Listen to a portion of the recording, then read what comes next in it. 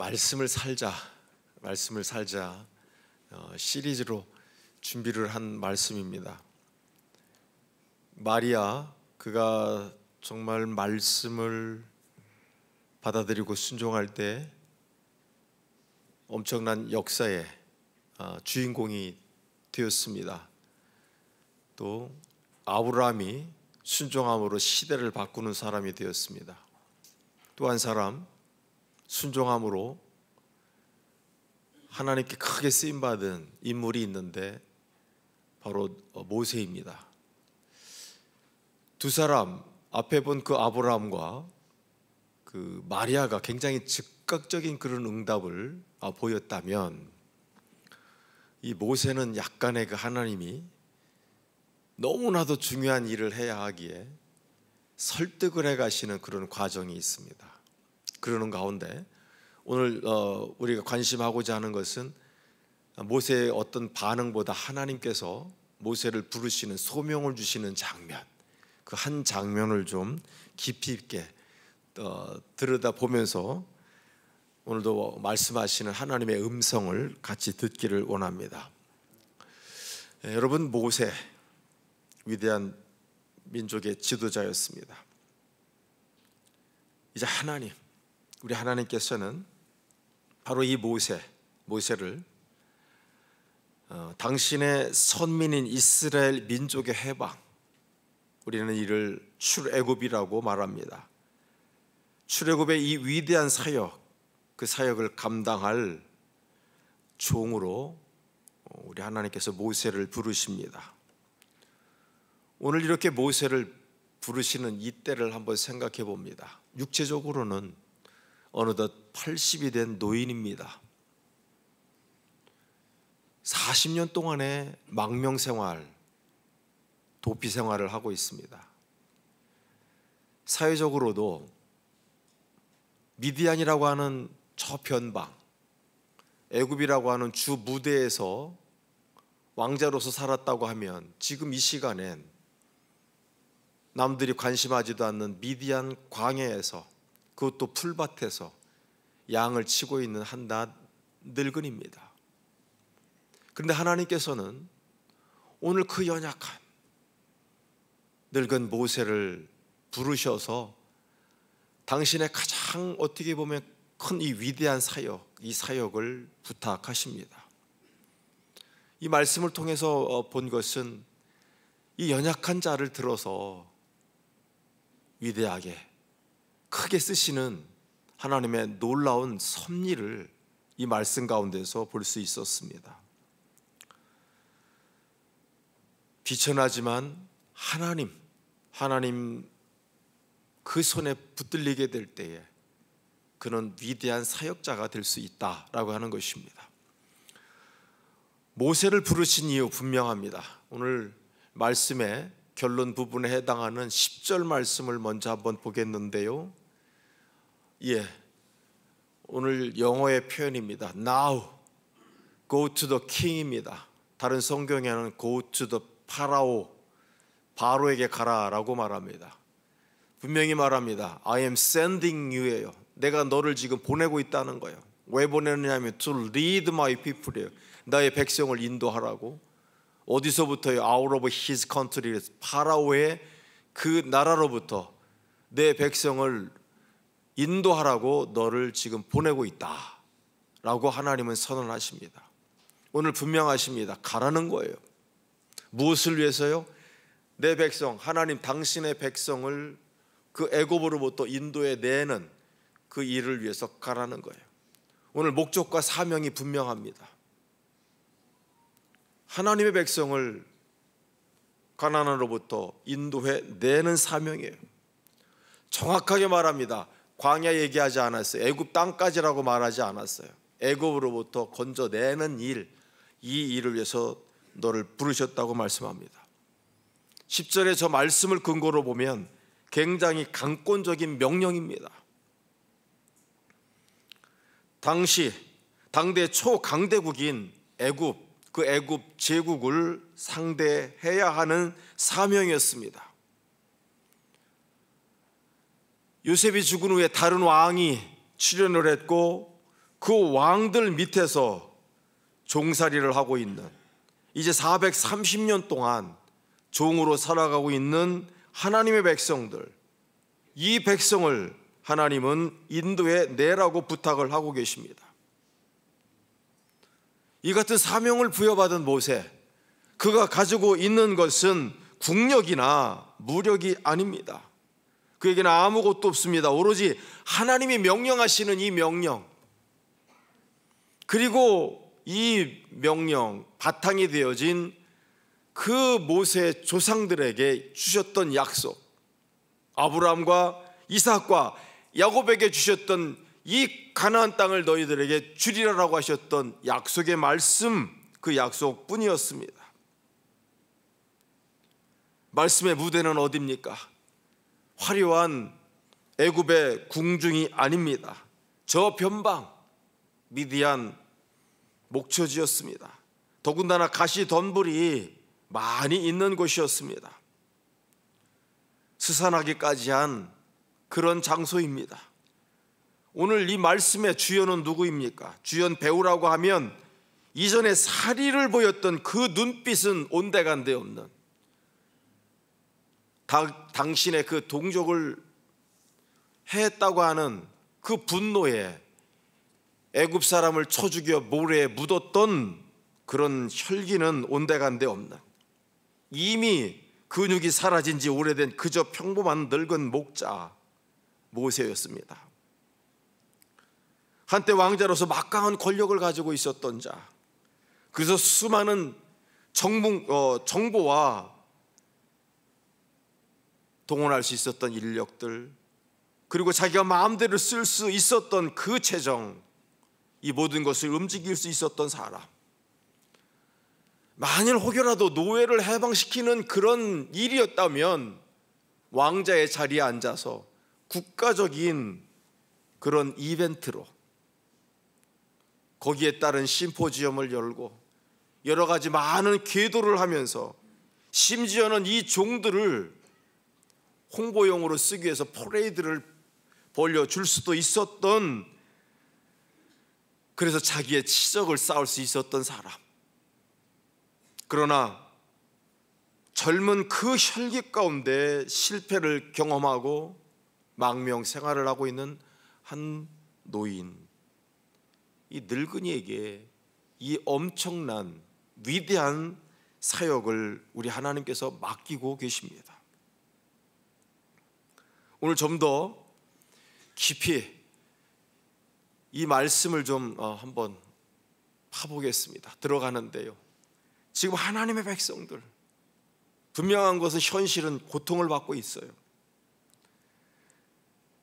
그들을 기꺼이 찾아가서 구해줄 누군가가 필요합니다. 그런데 하나님은 이미 작정을 하셨네요.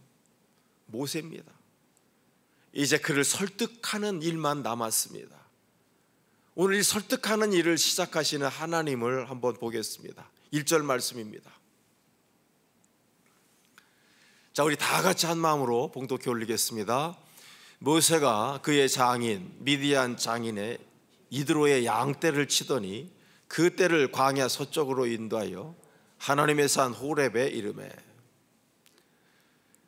여기 우리가 볼 수 있는 것은 모세의 형편입니다. 저 말씀 그대로면 장인의 그 양떼를 치고 있다고 하는 거예요.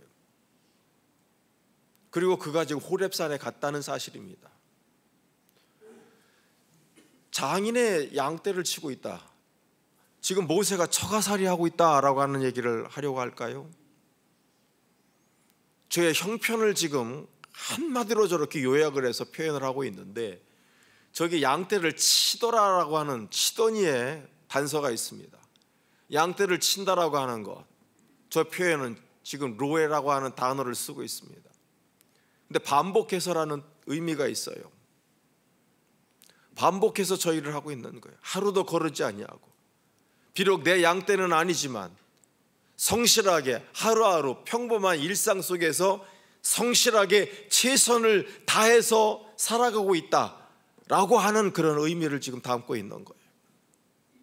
작은 일에 충성하는 여러분이 될 수 있기를 주 이름으로 축원합니다.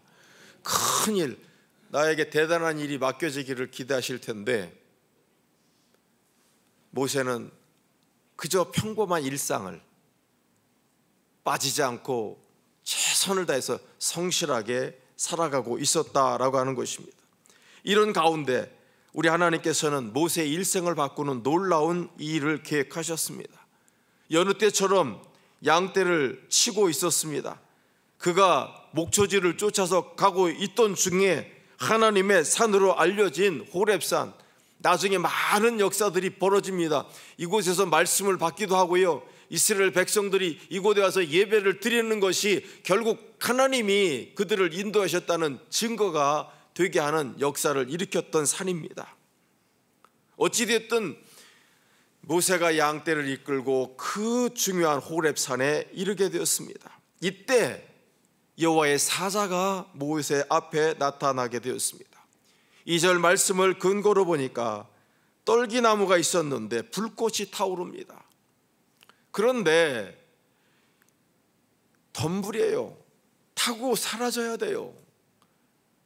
그런데 불은 계속 피어오르고 덤불이 사라지지 않더라고 하는 거예요. 이상하고 신기한 일이 벌어졌는데 이때 중요한 것은 바로 불꽃 가운데 여호와의 사자가 나타났다는 거예요. 여호와의 이 사자라고 하는 이 존재는 특별한 사명을 띠고 보냄을 받은 존재예요.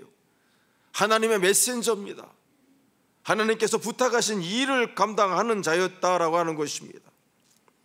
오늘 여러분, 덤불에 불이 붙었는데 그 덤불이 사라지지 않는 이 엄청난 일, 말 그대로 초자연적이고 신비한 일이 호렙 산에서 지금 벌어지기 시작했습니다.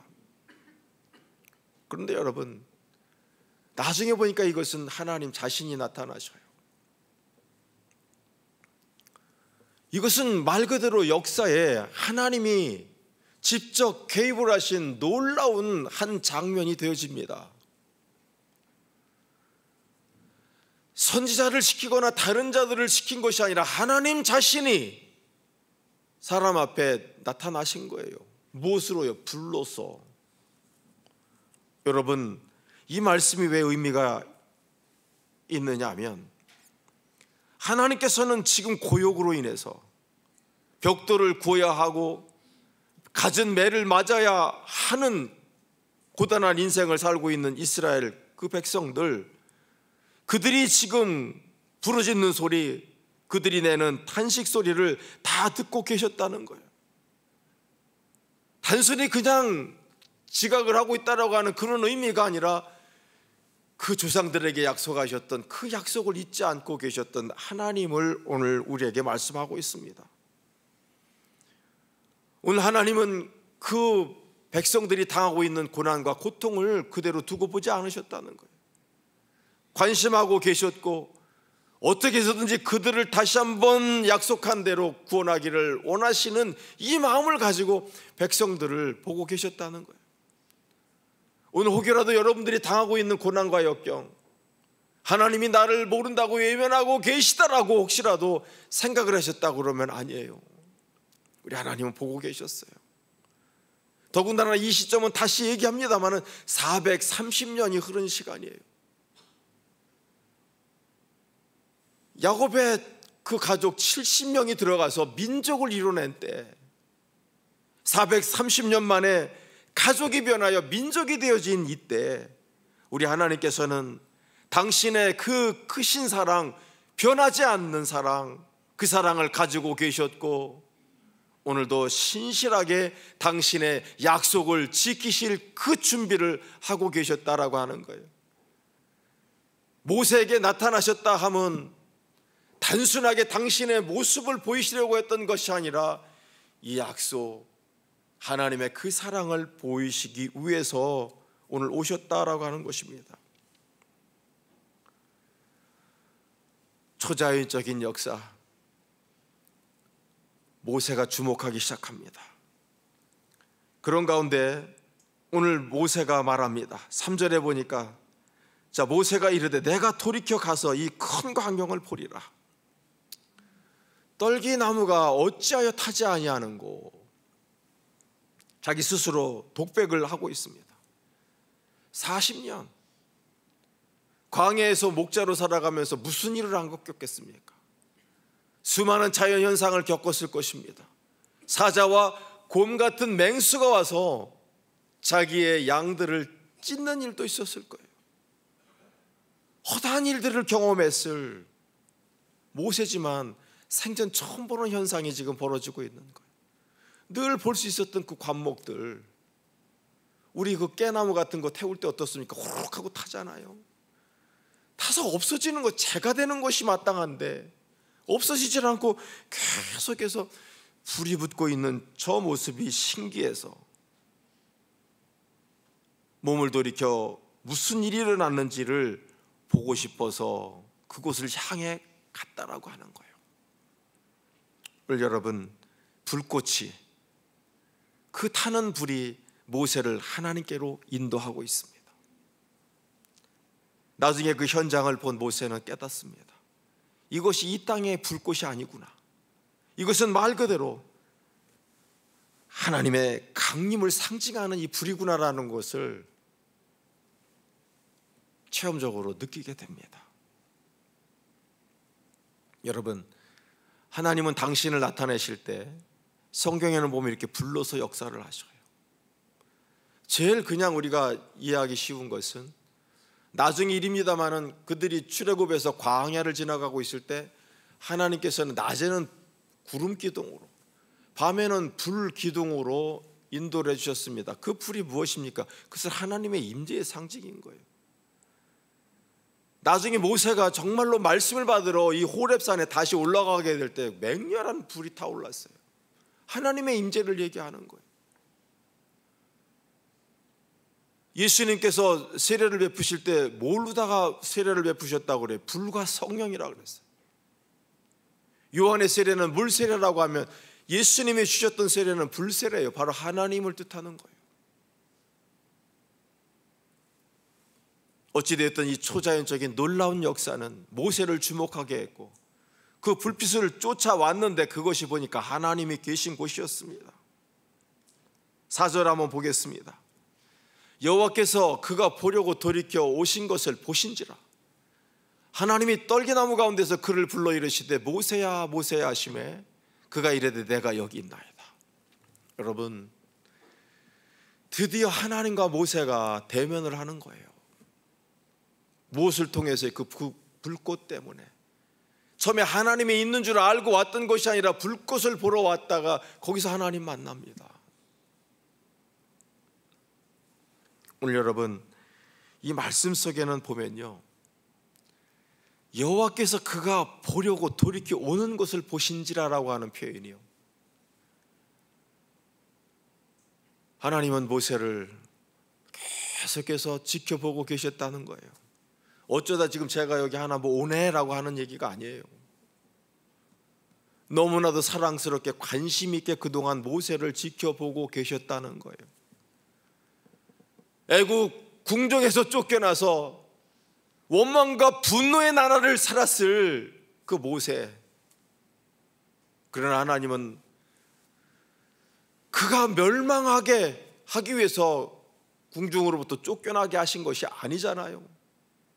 계속해서 사랑으로 관심을 가지고 그를 지켜보셨음을 표현하는 말씀이 바로 이 표현이에요. 단순히 불 보려고 왔던 모세를 들여다보고 있었던 것이 아니라 그동안도 일거수일투족 모세에게서 일어나는 일들을 관심하고 보셨다라고 하는 거예요. 그러면서 여러분, 여기서 모세야 모세야라고 부르시잖아요.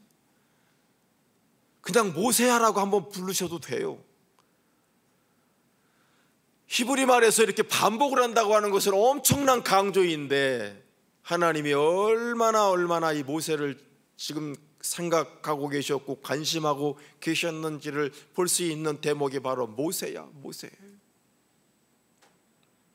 애절함도 있고 그 부드러운 음성 속에서 들리는 사랑의 음성. 지금까지 아무도 이 모세라고 하는 이름으로 부르지 않았을 거예요. 저 미디안은 이방 땅인 거예요. 심지어는 그 장인은 이방의 제사장이에요. 이방 신 제사장이에요. 하나님이라고 하는 것은 어떻게 보면 흔적도 없이 살아가야 했던 그 생에 누구도 모세의 이름을 부르지도 그의 존재를 기억하지도 못합니다. 그러나 하나님은 이 모세를 놓지 않으셨고 모세를 계속해서 보고 계셨을 뿐만 아니라 기억하고 계셨다는 거예요. 물에서 건짐을 받은 자, 그 모세라고 하는 그 사실을 다시 한번 상기하시면서 그를 부르셨다는 거예요. 엄청난 일 벌어진 것 아닙니까?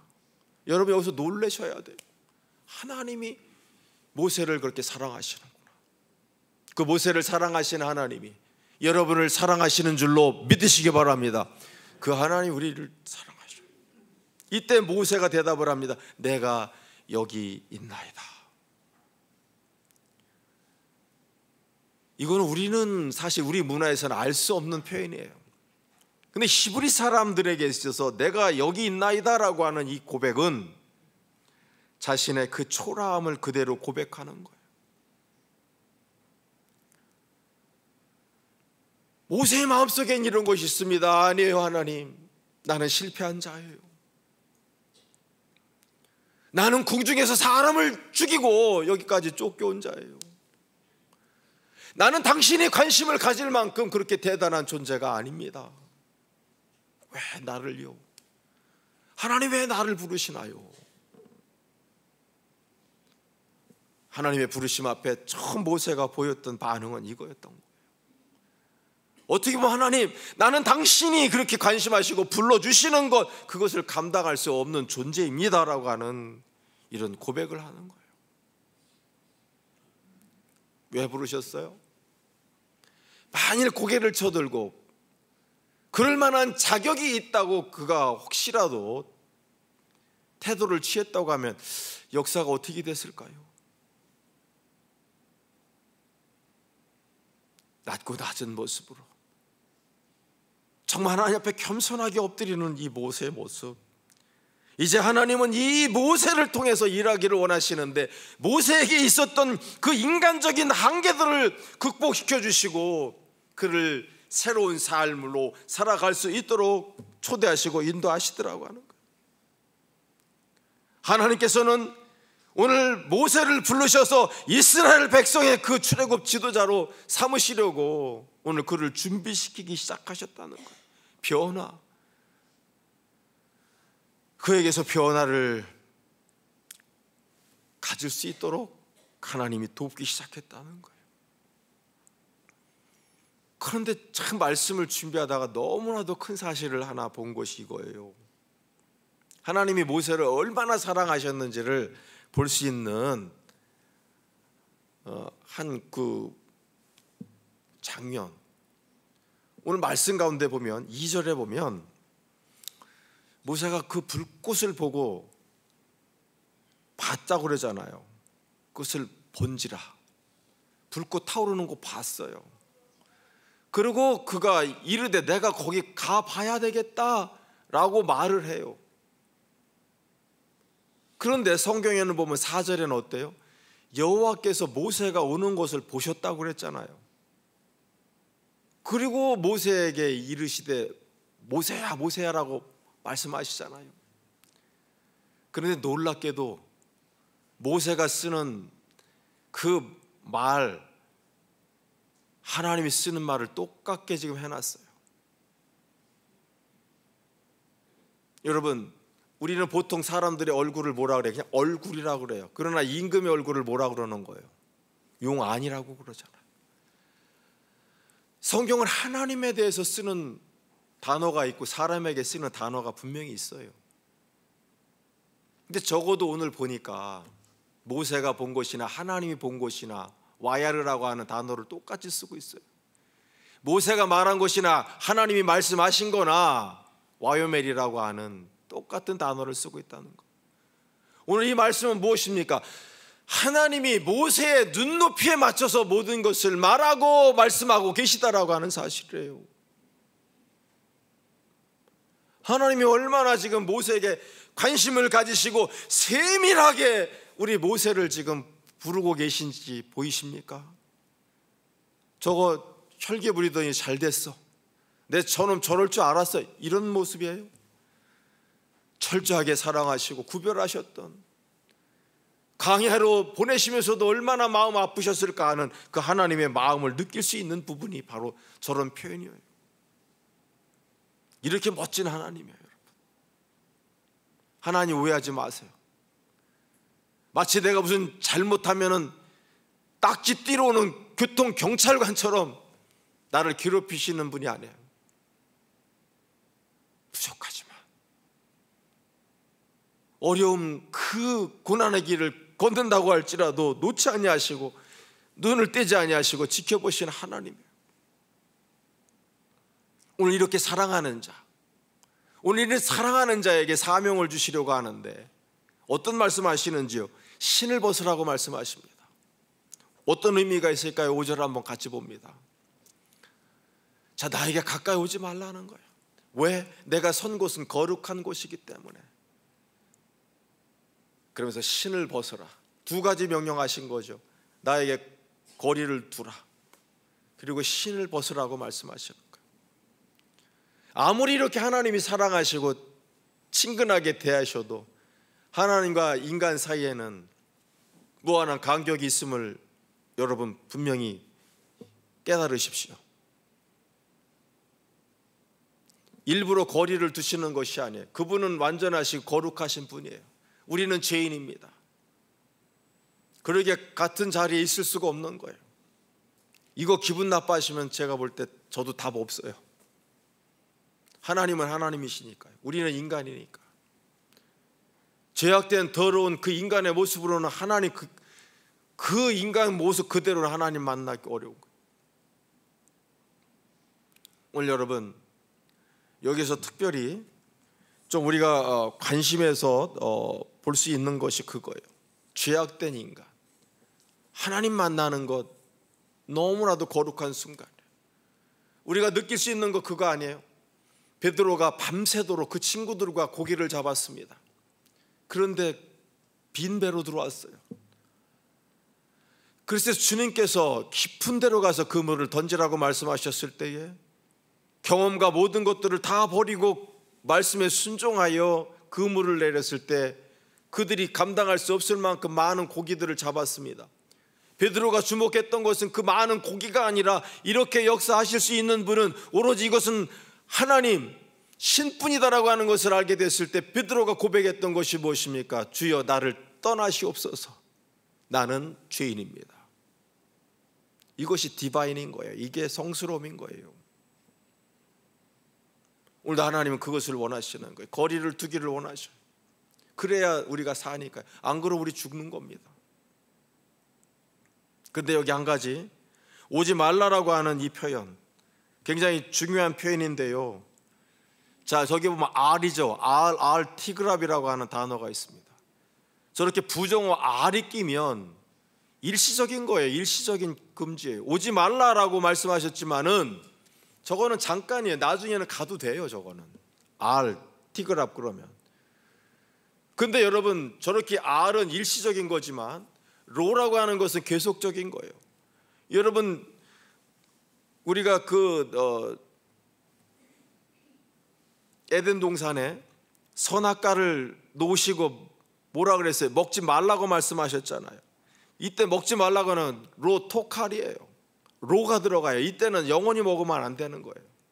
이때는 먹어도 되고 저 때는 그런 게 아닌 거예요. 그건 영원이에요. 계속해서요. 근데 오늘 분명히 알티그랍이라고 하는 단어를 써서 일시적인 겁니다. 왜 그런 줄 아십니까? 오늘 여러분 고렙산이에요. 가시덤불이 타고 있는 그 불꽃입니다. 여러분 그곳이 거룩한 곳이에요? 불이 나고 있다고 해서 그곳이 거룩한 곳입니까? 그곳이 거룩한 것은 우리 하나님께서 임재하신 곳이기 때문에 거룩한 곳인 줄 믿습니다. 그는 하나님이 거기 임재하셨기 때문인 거예요. 거기는 화강암에 아주 굉장히 거칠은 들이에요. 그곳에 그렇지만 하나님이 임재하셨을 때 그곳은 거룩한 곳으로 구별되어집니다. 우리 초월에 그리고 대상에 많은 땅들이 있습니다. 261-1번 이곳이 거룩한 곳입니다. 다른 건물들과 다른 곳입니다. 왜요? 이곳에 성전이 있고 하나님의 임재가 있기 때문에 이곳을 성전이라고 하고 우리가 거룩하게 구별하는 거예요. 다른 이유 없습니다. 하나님이 이곳에 임재하셨기 때문에. 오늘 거리로 두라고 하는 것은 바로 이것 거룩한 곳이다. 그리고 또 한 가지 신발을 벗으라는 거예요. 히브리인들에게서 신발을 벗는다라고 하는 것은 모멸을 뜻하는 거고, 노예들이 신발을 신지 않았어요. 달리 얘기하면 자기 자신을 낮추는 거예요. 그러니까 오늘 주님께서 신을 벗으라고 말씀하시는 것은 거룩한 당신에게 경외를 표현하라고 하는 그런 의미이고, 오늘 종처럼 낮은 자리로 들어가라고 하는 것이고, 오늘 섬기는 자세가 되라고 모세에게 요구하고 계신다는 거예요. 근데 여러분, 신이 주는 의미가 무엇입니까? 여러분 어제 어디 다녀오셨어요? 맨발 벗고 다니셨어요? 신발 신고 마트 가셨을 테고, 신발 신고 식당 가셨죠? 혹시 그 신발 신고 술집도 들어가고 그러셨나요? 혹시 그 신발 신고 도둑질하러 가시나요? 신발은 우리를 따라다녔어요. 도대체 정말 말씀 준비하면서 하나님 이거 진짜 무슨 뜻일까요? 무슨 뜻일까요? 엄청 정말로 기도했어요. 왜 하나님 신 벗으라고 그러셨어요? 여러분, 하나님이 주시는 사명을 감당할 때 인간적인 모습 그대로 가지고는 하나님 부탁하신 사명 감당 못합니다. 철저하게 내가 죽어야 돼요. 철저하게 하나님 만나서 그 거룩함을 체험하지 않으면 제가 볼 때 죄를 감당하기 어려워요.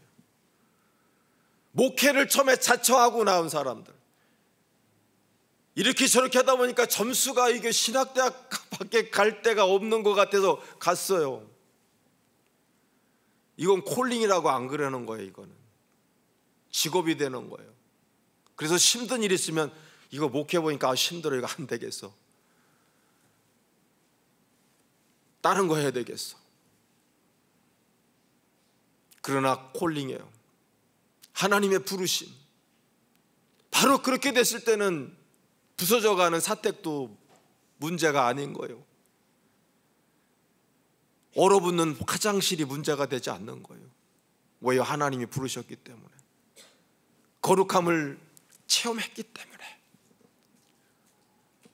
아이들이 배고픈 눈물을 삼킨다고 할지라도 포기하지 아니하고 그 길을 가게 하시는 그 힘, 그것은 신을 벗었을 때요. 세상의 모든 지위와 재력 이런 거 모든 거 다 내려놓게 하시고 그 신을 벗게 하시고 오로지 하나님 당신이 원하시는 그 길을 가게 하시는 그 힘에 의해서 가는 거예요. 오늘 신을 벗으라는 그런 의미가 있겠어요. 오늘 6절입니다. 말씀을 준비하면서 정말 기도 많이 하게 했던 절이에요.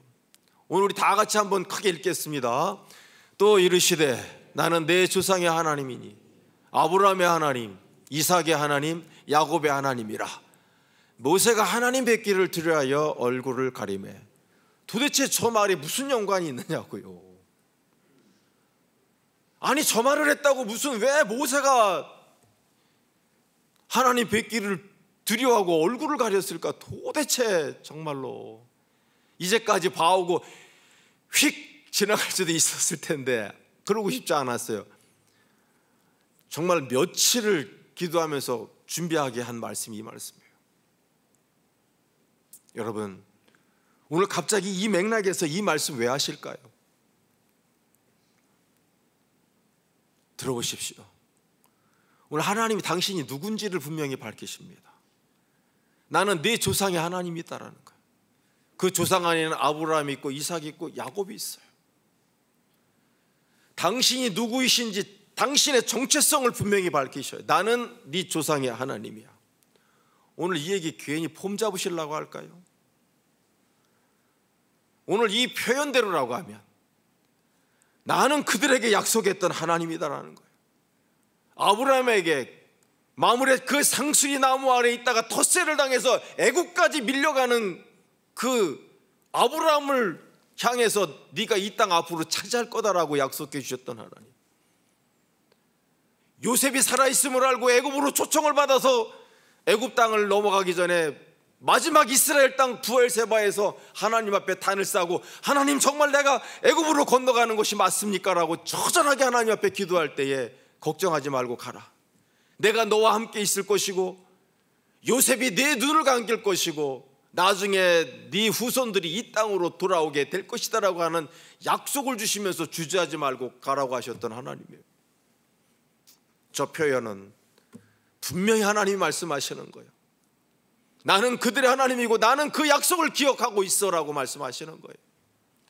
그리고 나는 반드시 그 일을 행할 거야 라고 하는 하나님의 의지를 표현하는 말씀이셨어요. 여러분 느껴지십니까? 하나님의 그 크심. 그러면서 모세야, 비록 네가 왕궁에서 쫓겨난 바로의 궁에서 살았지만 네 뿌리는 바로의 씨가 아니야. 바로 약속 있는 저 조상들, 네 뿌리는 바로 저 아브라함과 이삭과 야곱이야라고 모세의 정체성을 확실히 밝혀주시는 말씀인 거예요. 뿐만 아니라 너는 바로의 종이 아니라 바로 내 사랑하는 아들이다라고, 너는 나에게 속했노라고 하나님이 선포하시는 놀라운 사랑의 표현이었습니다. 여러분 정말 이 말씀 깨닫기까지 너무 참 기도했어요. 기도 많이 했어요. 느껴지십니까? 하나님의 저 말씀, 딱딱한 기계적인 표현 같은데 저기 하나님의 그 크신 사랑과 하나님의 그 의도하심, 계획하심이 다 들어있었어요. 모세가 하나님 뵙기를 두려워했습니다. 저 두려워했다고 하는 것은 야레예요. 저것은 말 그대로 하나님의 현존을 직접 체험한 사람들이 감당할 수 없는 놀라움과 두려움을 갖게 되는 게 저 야레인 건데, 오늘 모세가 저거를 느끼게 됐습니다. 하나님 만난 거죠. 히브리 사람들은 하나님 얼굴 제대로 보면 죽는다고 생각한 거예요. 그래서 두려워했습니다. 역으로 보니까 모세가 하나님 만났네요. 현존하신 하나님을, 살아계신 하나님을 눈앞에서 보게 된 거예요. 오늘 여러분 사명 감당하게 하시기 위해서 사명자에게 사명 주시려고 오늘 저렇게 다가가시는 하나님의 모습을 이렇게 보았습니다. 오늘 그냥 7, 8절 시간이 많이 지났네요. 7, 8절 그냥 읽는 거 한번 같이 읽어보겠습니다. 자, 우리 다 같이 읽습니다. 여호와께서 이르시되 내가 애굽에 있는 내 백성의 고통을 분명히 보고 그들이 그들의 감독자로 말미암아 부르짖음을 듣고 그 근심을 알고, 내가라고 말씀하시잖아요. 내가. 그리고 저게 보고 듣고도 너무 소중한데 알고라고 하는 것은 단순히 추상적으로 뭔가를 책상에서 아는 것이 아니라 깨달았다고 하는 거예요. 뼈저리게 무엇인가를 느꼈음을 말씀하시는 거예요. 그러면서 저게 지금 저 표현, 보고 듣고 알고라고 하는 이 표현은 하나님이 이 일을 당신이 스스로 주도하실 것인데 이 모든 것들을 내가 알고 시기를 조정하고 있다라고 말씀하시는 거예요. 당신이 이 역사의 주인공이다라고 말씀하시는 겁니다. 8절 보겠습니다. 내려오십니다. 이것은 왕이 내려와서 친히 어떤 일을 간섭하는 것을 얘기합니다. 그리고 오늘 데리고 가겠다라고 분명히 말씀하십니다. 저 인간이 득세하고 있는 애굽이 아니라 젖과 꿀이 흐르는 땅, 정말 거기가 뭐가 풍부해서가 아니라 천수답이지만 하나님의 은혜가 있는 곳, 하나님이 주도하시는 그 땅, 그 땅으로 너희들을 인도하겠다고 말씀하십니다. 그러면서 오늘 하셨던 말씀이 가라는 거예요. 그래서 10절 말씀입니다. 우리 10절 말씀 다시 한번, 10절 말씀이요. 자, 우리 다 같이 읽겠습니다. 이제 내가 너를 바로에게 보내요 너에게 내 백성 이스라엘 자손을 애굽에서 인도하여 내게 하리라. 사명이었습니다. 보낸다라고 하는 것은 특별한 의무를 주어서, 목적을 주어서 보내는 것입니다. 저것은 제국을 상대하라고 하는 것이었습니다. 생명을 걸어야 하는 문제를 오늘 하나님은 모세에게 부탁하셨던 것입니다. 사명은 이렇습니다. 강권적인 명령과 세세한 그 사랑, 그것을 감당할 수 있는 능력을 주시는 하나님, 오늘 이 하나님을 보고 만날 수 있는 여러분이 될 수 있기를 주 이름으로 축원합니다.